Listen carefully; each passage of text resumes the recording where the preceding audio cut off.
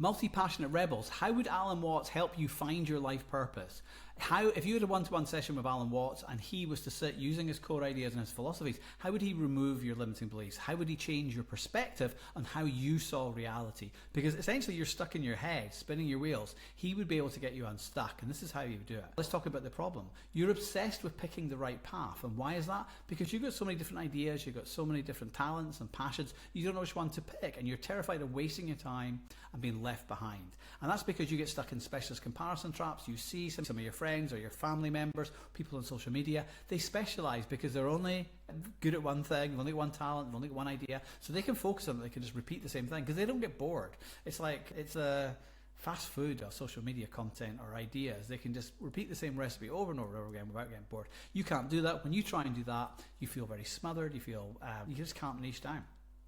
So what would Alan Watts, or what would his core ideas be to help you get unstuck? He would say life is not a journey, it's a dance. And what he means by that is that your purpose isn't picked. It's not something you find by the side of the road, it's expressed. So in other words, you've got to dance with all your multiple passions and your talents. You've got to see how they blend together, how they lock together. It's like a jigsaw puzzle, right? And by joining the dots, by niching them up together, you can create a solution to somebody else's problem that they'll pay you a lot of money to be able to do.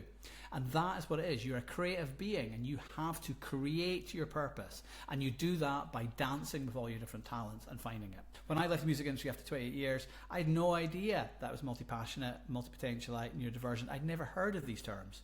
And this is what I do now for a living. It'd be impossible for me to logic my way, to think my way into this. I had to follow my curiosity and dance with all my different passions, and slowly but surely the answers unveiled themselves to me, and this is now a multiple six-figure business. So the point of life is to play, not to arrive. Neurotypical world, the specialist world, it's all about titles and status and corner offices and 100k, all these arbitrary numbers and stuff like that. And that's not for us, because we don't arrive. We just move from one bit of curiosity to the next, because curiosity is a compass. So you follow your curiosity, you do something, and then once you've had enough of that, then you move on to the next thing, follow your curiosity, on to the next thing. You just keep growing and growing. There's never any, there's nothing to arrive to. It's just that life is the journey. You are the universe, you are the niche.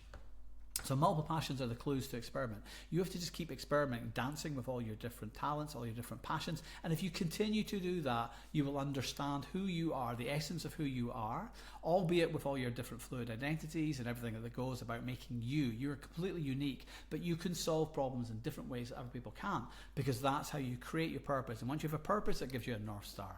So follow your genuine delight and find what energizes you. We are very different to neurotypical people. They are marathon runners. They're very good at consistently being able to do the same thing over and over and over again because they don't get bored. And that's because they operate in a much higher frequency than us. And when I say higher, I mean spiritually, I just mean that they have less sensitivity, less empathy, less creativity. They just have less than we are. We're much deeper thinkers, much deeper feelers.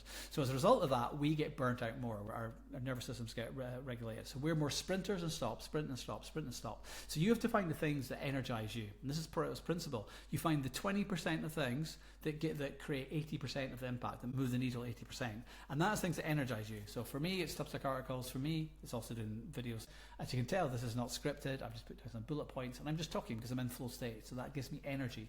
You have to find your versions of that. And the only way you can do that is with dancing all your multiple passions, combining and then find out what gives you energy. But you'll know when something gives you energy and when something drains you energy. That is because you're not broken. You're just tuned to a different rhythm. That's all it is, right?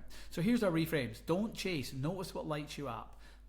Dance with all your different passions. See what lights you up. Drop the pressure to figure it out. It's not something external. There's no single path. It's paths, and it's you following your curiosity. It's you unpacking different things, changing your perspective, removing limiting beliefs, and you do that by following your creativity, because you're a creative person, so you can create your own reality. And it's create, explore, connect, let purpose reveal itself. It will happen over a period of time, as it has for me and for millions of others.